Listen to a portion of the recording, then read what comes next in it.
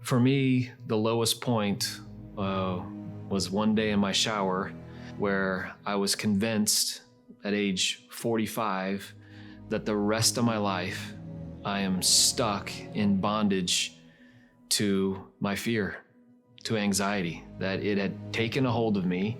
That was just the rest of my life. I'm just gonna have to deal with it, medicate it, somehow trick my mind that it didn't exist.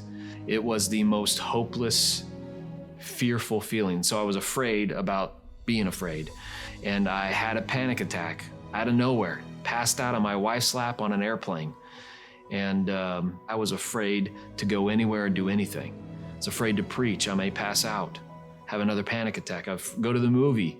What if I'm driving and this happens? I mean, all of these fears just kind of exacerbate and pile on one another. And I got some good introspective things from counseling, but I got a lot of natural suggestions. Hey, pretend these negative, fearful thoughts are tied to a balloon and they will float away, or they're on a river and the boat takes them away. And I'm like, well, what if a bird pops the balloon and the fear comes back, or it's a lazy river and this fear comes back? Because it always was.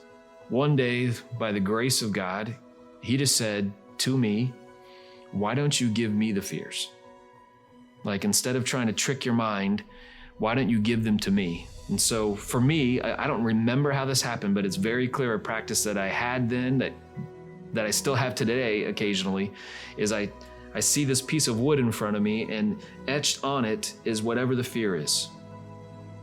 Stressful situation, afraid of having a panic attack, fear of being afraid, whatever it is, I just lay it there, I write it there, and then I put it on the ground in front of Jesus. I give it to Jesus, which in itself is powerful. But the most powerful thing happened when Jesus would take his foot and stand upon my fear.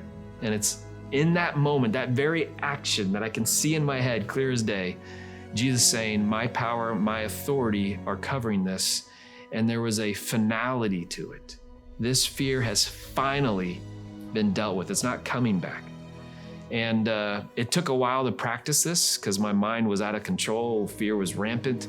But the more and more that I submitted the fear to the victory of Jesus's authority, the more and more the fear went away. This pathway had opened to my mind in fear, but God created a new pathway to freedom as he finally dealt with my fears. You've probably heard it say, and I believe it, my freedom isn't the absence of my fear, it's the presence of my Savior.